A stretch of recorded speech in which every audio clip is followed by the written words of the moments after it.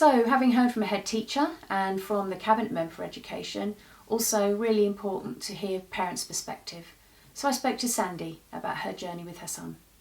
Thanks so much, Sandy, for joining me today. And you and I know very well that there's been a crisis in the SEND system for a really long time, and there's been real focus on it just lately. So I wanted to just spend some time talking to you about your story, because yours is a story that I hear very commonly amongst families of children with additional needs. So we were just trying to remember, I think it was about 5 years ago, wasn't it, that we met? Yeah. So can you just remind me, when we met, how old was your son and what his needs were? My son was in year 6. Yeah. And had started experiencing social communication difficulties, and there were certain behaviours. He was not very happy at school, and it was then the school referred him to CAMS and the behavioural team, and referred him for a paediatrician. And it was at that time where the questioning of perhaps autism could be a diagnosis. So he was living in a very highly stressed state, and I know from your story that the school placement then broke down. Can you just tell us when that happened and what happened? Well, in year 6, from September to December, there was lots of referrals, lots of professionals involved with their recommendations. They recommended a safe adult be identified, a behavioural chart, lots of different interventions that could help. And when a safe adult was identified, that they had a good relationship, from the January to April you actually saw, I like to think of it as my son back, you know, the old cheeky, charming, and being able to cope in school. But they broke down through the behavioural chart, got changed when they introduced school, what's it called? Reward charts, house points. So with the house points they got rid of his behavioural chart because they thought he might get confused with the 2 different points. So that stopped working. He was in a wellbeing group and they changed the day that he went. So then he lost that therapeutic relationship that he'd built up with the group. So that broke down, and the relationship with his safe adult changed when staff changes happened. So his teacher, his learning assistant, then had her role changed within the classroom when another member of staff left. So that relationship broke down then. So all of these different things that were put into place that when they were working showed he was being supported. And of course what I can hear in that is that the right support was put in place for him. Clearly it was right because he started to relax and was able to engage with school. Yeah. And because of structural changes within the school there, that meant that his support was adjusted, even though there might have been what other people perceived as tiny changes, that actually had a really significant impact for him. That's right. So how did things evolve from there? So by the end of year 6, he ended up not permanently excluded, but they decided not to push for his attendance. And so he was then not attending school, yeah, and nobody was calling to say he needs to be at school. They would rather he didn't actually go, even though it wasn't an official. Okay. And were they communicating with you to say, "Oh, don't worry about bringing"? Were you getting any communication? What was that saying to you? Well, throughout the process, the relationship with the school, although I've always tried to be proactive and respectful and listening,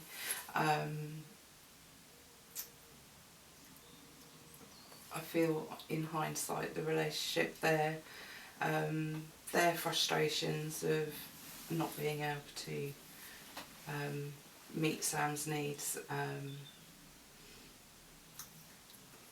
was evident in like our meetings. I'm thankful for my background with my counselling training, in the fact that I was able to be mindful of how I was feeling in those meetings. How were you feeling in those meetings? Judged, bullied, bossed around,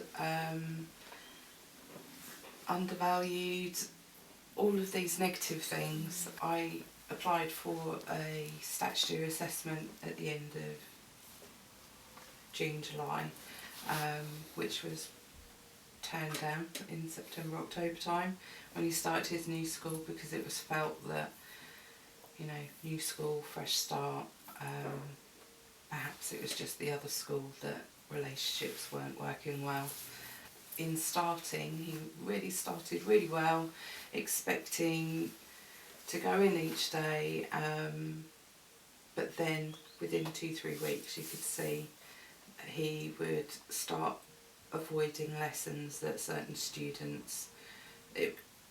Now I know that it was evidence of those social communication difficulties, peer relationships, those struggles, and so he started going on to a part-time timetable, and that gradually broke down until Easter.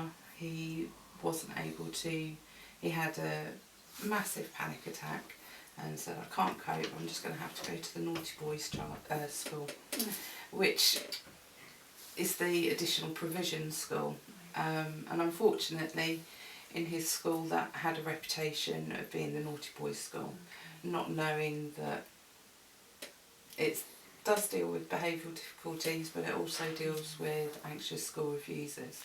So then tell me about what happened next then. So you get to Easter and the school situation is not working well. Mm-hmm. What are the next steps? A referral to, it was NEAPS, it's now NECA. The Alternative Education Provision Place. Yeah. And so looking at what, it was home tutoring at the time, so they would come out, offer maths, English, science, hour-long tutor sessions, which Sam really struggled with because black and white thinking, doing schoolwork at home, it just doesn't make sense. Then, so for 2 years he was there. He'd gone from home tutoring, one-to-one tutoring. He then left the outreach service to joining the school. So more of a classroom setting, and then from, that was in year 8, year 9, he had gone up a different year group, so then there was a change in service again. And each time with these different changes, there was changes of tutors, changes of timetables, and even though there's that continuity, it's the same building, that change was huge for him, and he found it difficult to cope. If staff weren't available, they would swap the lessons around, things like that that would seem quite easy to deal with. He found it hugely difficult, so not really knowing what he was going to be going into each day, and that broke. At that point he knew that I'd reapplied for a statutory assessment, so he decided that until a proper school could be found for him, then he just couldn't cope, he couldn't deal with it. Yeah. So then went through the EHCP process. He had a fantastic educational psychologist. In the meantime, you had gone through the process of assessment for him, so he had an autism diagnosis by then? He'd got a diagnosis of ASD. Yeah. He didn't get a diagnosis, but he presents with a profile of PDA. Yeah.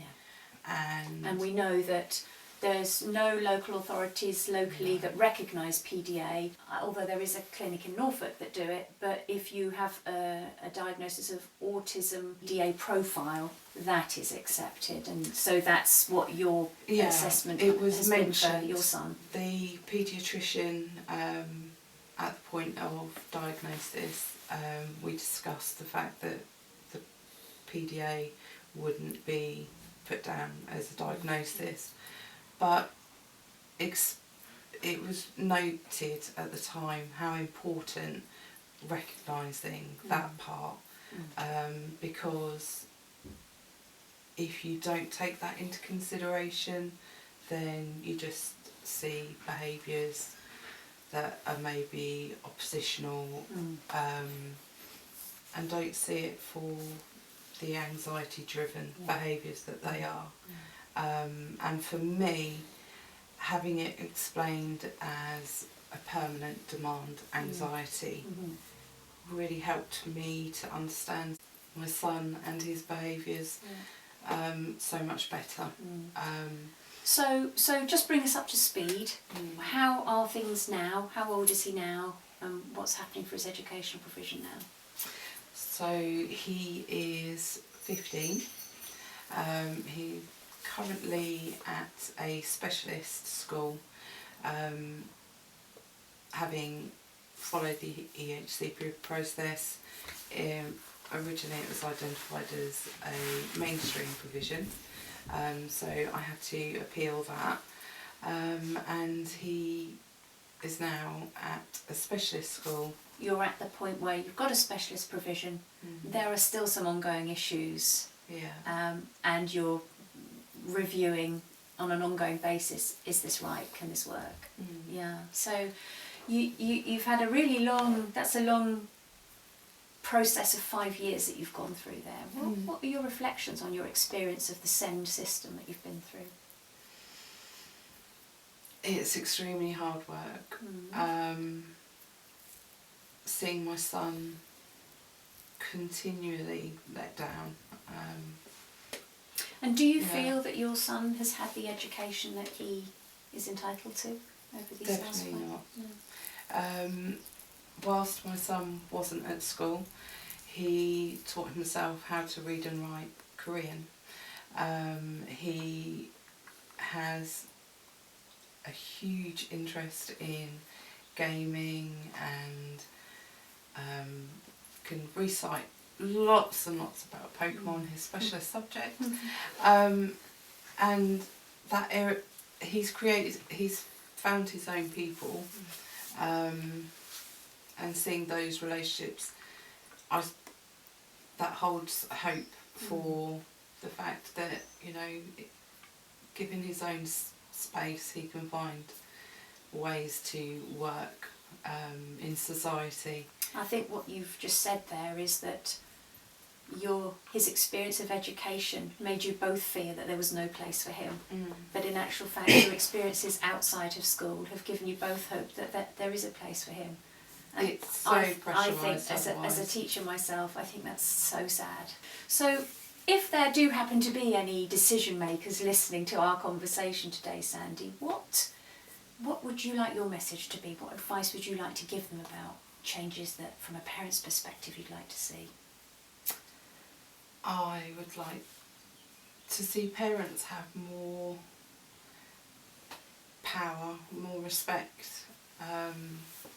We know our children, and where early intervention is, the importance of it is always listed everywhere. How parents have a huge role in being able to educate the people in their children's lives. I think that's so important. You know, we're all trying our best. Let's try and just remember why we're doing it. So Sandy's story is a very typical story of the ones that we hear at Maze, whereby a young person has been repeatedly failed by the SEND system.